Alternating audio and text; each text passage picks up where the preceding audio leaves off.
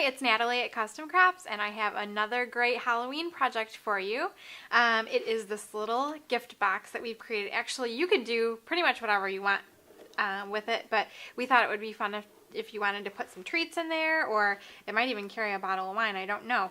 But it's just hollow inside, and we just picked this up from our local craft store. As you can see, it's just this craft color, and I will be covering this side for you on camera. We've already started our box and done some things with the other side. This was done in vinyl, and I'll be showing you what cartridge I get that from and how to cut that out, and the use of some of our other fun vinyl, that orange. We'll also be using some Tim Holtz grunge letter, and what's great about this project is that when you open the package of grunge letters, you probably are like, they are different sizes and I don't know if I'll ever be able to use all of them. So this is a project where you use all different sizes, and you can even combine, if you've got a harlequin pattern and a swirl pattern, you can combine those together, it doesn't matter. And we'll be coloring those with the Glimmer Mist. And then also we'll be using some of our great new Pink Paisley Twilight Collection Halloween paper. And as you can see here, this is just basically a paper that's cut into 4 inches to cover the side of the box. I didn't really have to do anything other than color it with our fun new Spica markers.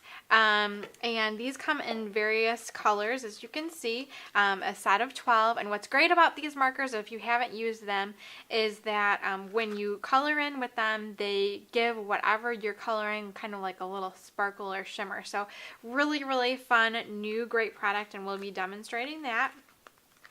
So let's get started. Our first step will be to cut out some of our fun things on the Cricut from the ProvoCraft vinyl.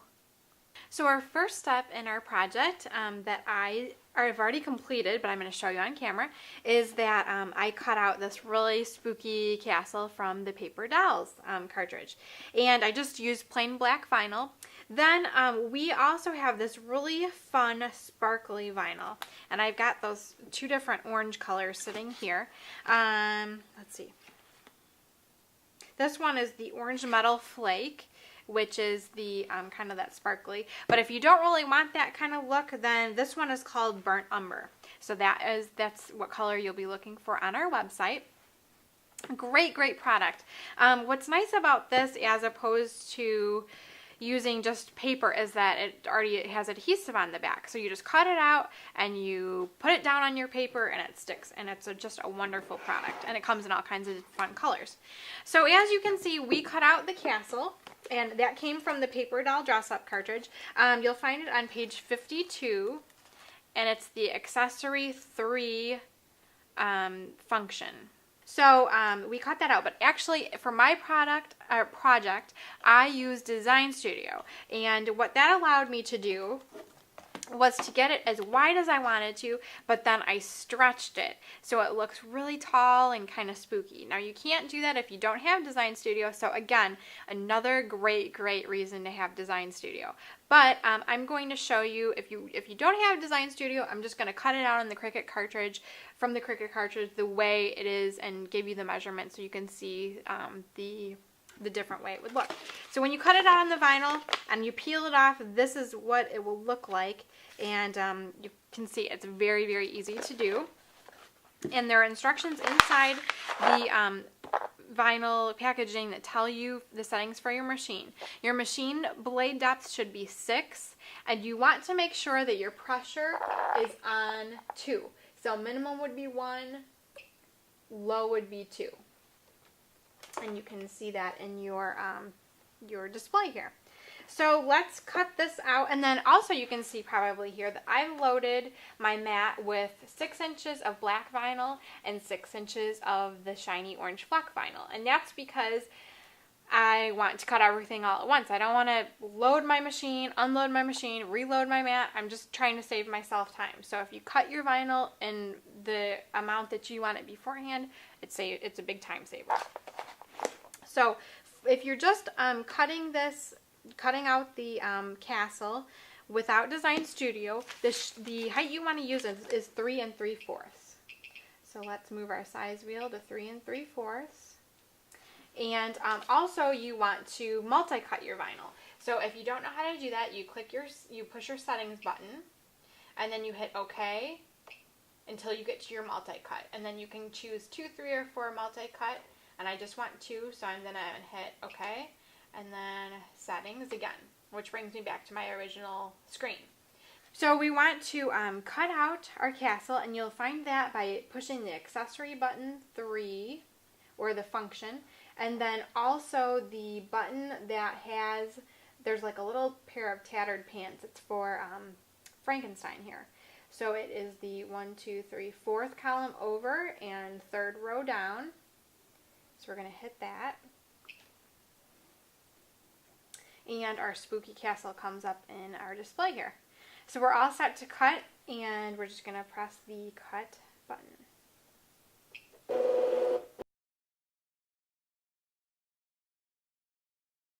So our castle is all cut out, and I'm just going to page down until my blade is positioned onto my orange vinyl. Okay. And then I'm going to be cutting out my moon and stars. So that is located on page 50 of your binder, and it's where the little Dracula is located. So it's also the accessory 3 button. So that stays selected, and then your moon and stars is just 2 buttons back from the button we just selected. So it's the 2nd column over and the 3rd row down. Oh, I'm sorry, we want to hit the shift button. Okay, so there are our moon and stars, and we want to be 2 3/4 inches for the height on this cut. Also, you want to make sure that your multi-cut button is selected. Okay, ready to cut. Okay, so we've cut out our vinyl, and we're going to unload the Cricut mat. So I'm going to peel this off and just put it down on a scrap piece of paper here. But you can see the difference between my castle and this castle that I cut out just on the Cricut. So really, I mean, this really speaks to Design Studio. It gives you so much more ability to make the shapes your own, although it's a library that everybody uses.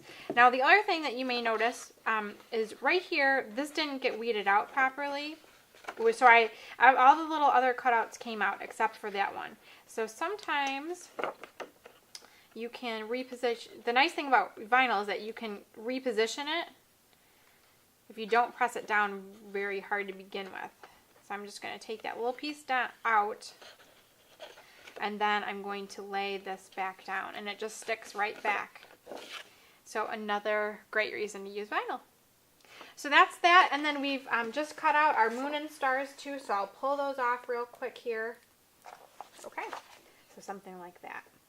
And like I said, if you want to use just the flat burnt umber orange, you can certainly do that, but I just thought that was kind of a fun effect.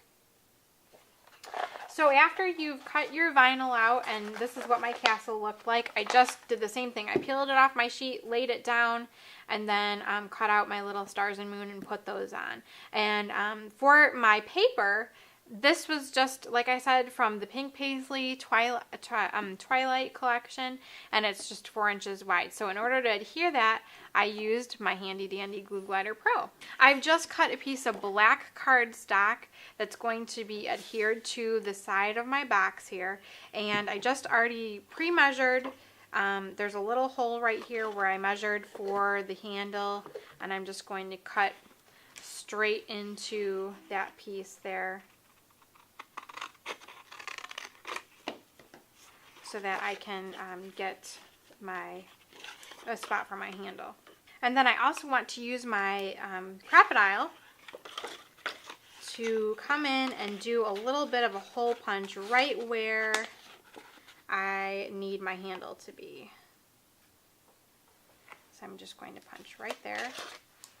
And it's just a guide. You need actually for it to be a little bit bigger. So you can kind of widen it with a pair of scissors if you want.